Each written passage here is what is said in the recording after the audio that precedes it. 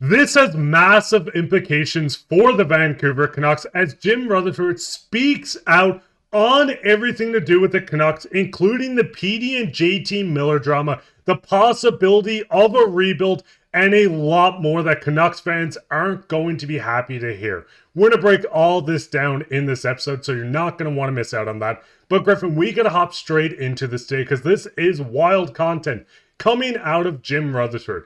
Now, we do see he had an interview with Gary Mason. He's a part of the Global Mail, and he went in and did a full-on interview with Jim, asking him some hard-hitting questions. The first quote we got from Jim was on the Petey and Miller situation, where he said, "I felt like for a long time that there was a solution here because everyone has worked on it, including the parties involved, but it only gets resolved for a short period of time and then it festers again. And it certainly appears like there's not a good solution that could keep this group together." Now, it doesn't get any better, and this quote alone is such a hard-hitting quote. Just hearing that the president of hockey operations for this team is coming out and saying these players cannot be together.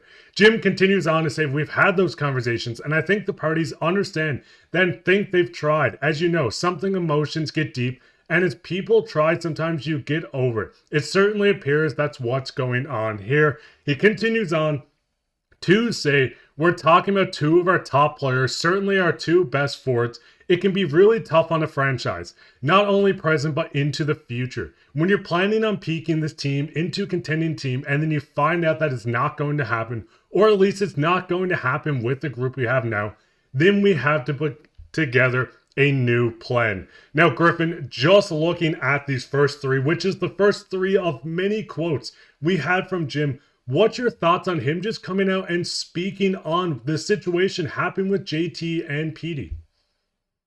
I'm happy that finally somebody has come out and just set the record straight on it. It does suck that it's coming. I mean, it's good and bad thing that's coming from Jim Rutherford. It's good that it's coming from somebody who's at the top of the food chain, but it's also coming from somebody who's also bringing bad news with it as well.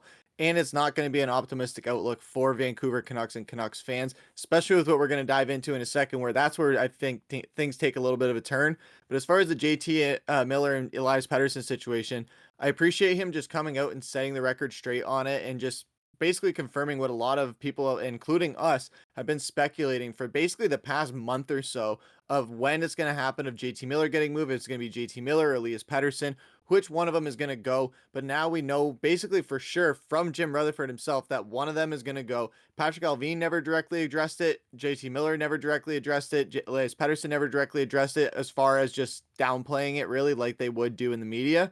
But getting Jim having come out and said this, I think this is going to be huge. And like you said, it's going to be big implications for the Canucks going forward, because it seems like we're going to be losing one, possibly two of our superstars in the coming future. And I mean, looking at these players, they are the best forwards on this team. Yes, Connor Garland has been playing incredibly. Garland is one of the best forwards on this team.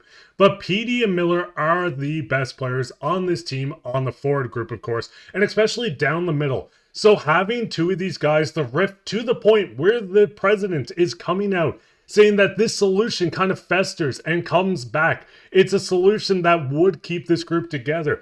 This is a hard-hitting thing coming out, and it doesn't stop there. Jim continues on to say, if we're going to completely start over, that means Quinn Hughes, would be gone. And we'd like to figure out a way that he's here forever. Now, looking at Quinn Hughes is the Vancouver Canucks. A rebuild with him coming out and saying, listen, if we're going to completely start over, that means he goes. And talking about Quinn, the Canucks cannot afford to lose Quinn Hughes. This is the team that has Quinn Hughes, the best player on this team. He's currently locked up for 2 more seasons after this year at 7.8, which is the best cap hit in the entire NHL. Yes, it sucks that they couldn't lock up their franchise and the best, and I will say it, I've hammered this down, the best defenseman in the league.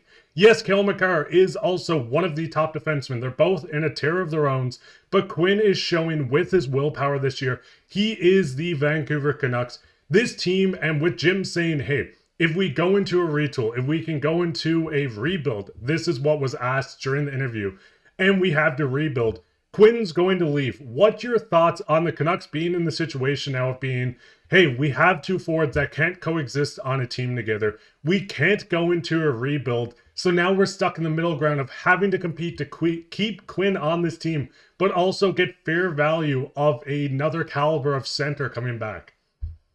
It's like watching a train crash. It's horrible. Like, this is the worst case scenario that could have happened for the Vancouver Canucks.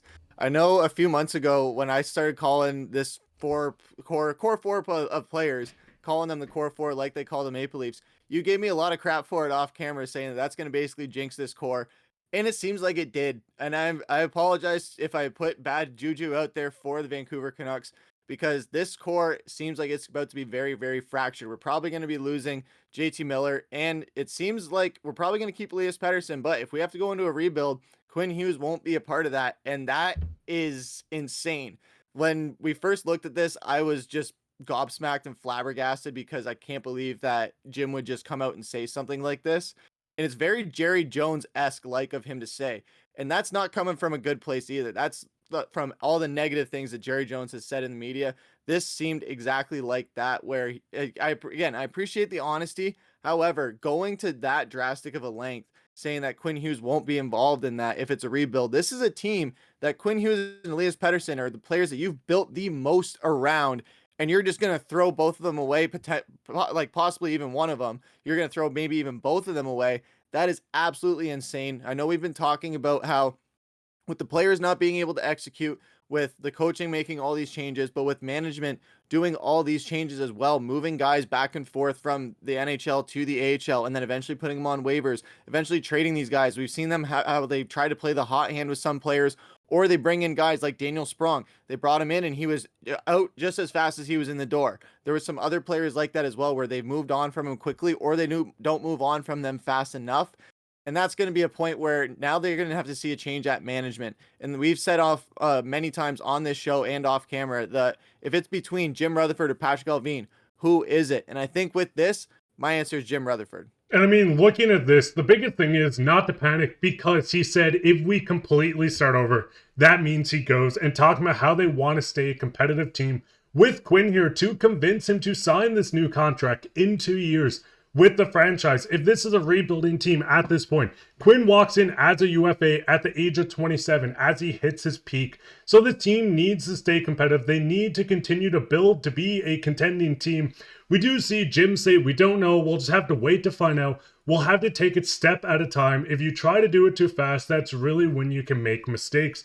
This was Jim speaking on trading. He didn't want to jump into a trade out JT Miller for something that wasn't fair value. And we can see him continue on just talking about it. We'll have to do the best we can in trades. Whenever assets you get in return, you may turn them into something else. And we have to work out our way to being a contending team, which once again, it's nice to see Jim come out and say, and to make the fans known, that this is not going to be a retooling team. This is not going to be a rebuilding team. Yes, you might have to retool at the end of the season, but they want to contend once again. We've seen them contend last year. It seems like they lost the magic going into the offseason, and some people can point that at maybe Zadorov or Lindholm, or the pickups of Darnay's, and not to hate on any of these players, but maybe they don't fit the system.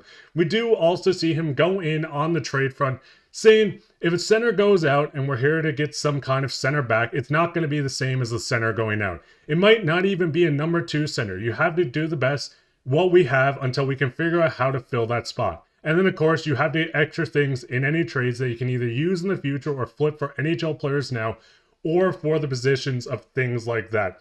Now, just looking at this, with him saying, listen, Quinn's going to leave if we rebuild, but we want to contend. We're going to contend. Whatever we get in these trades for JT Miller or PD or whoever else, we're going to use to get new centers. We're going to acquire new centers. We're going to contend.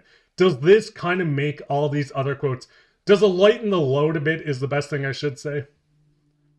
Maybe for 164 games, but beyond that, no. For the next 2 seasons, I'm going to be on edge and thinking, okay, when is Quinn walking out the door? When are we going to go into a rebuild? Because unless we make some major changes within this depth within the management, I don't feel like anything will change. We've seen how we had that window open last year. We thought that we improved in the offseason. You look at some of these players we brought in.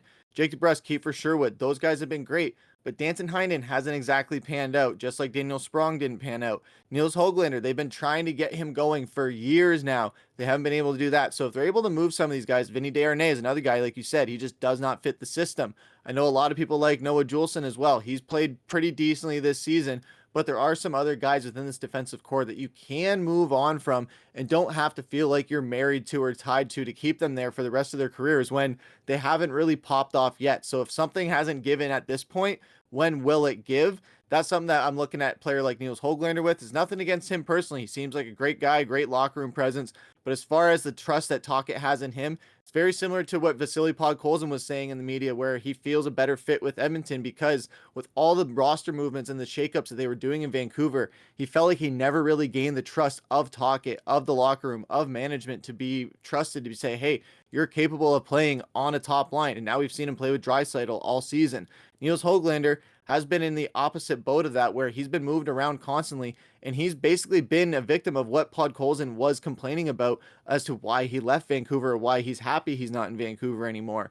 So this is something where Vancouver has to be very wary of what they're doing with how they're managing their players, not only just as far as movement and a waiver standpoint, but also as far as how they're getting time on ice. I know that's ultimately the coach's decision. They have the final say in that. But when you look at the time on ice for players this season, the writing is just on the wall, and that's been Tocchet's MO throughout his entire coaching career. And we've seen it last season, and we've seen it this season, where if a guy's time on ice starts diminishing, it seems like they're going to be shipped out very soon. But what's your guys' thoughts on this? What's your thoughts on Jim finally coming out, just speaking to the media on just the drama around this team, the possibility of moving on from players, trade rumors?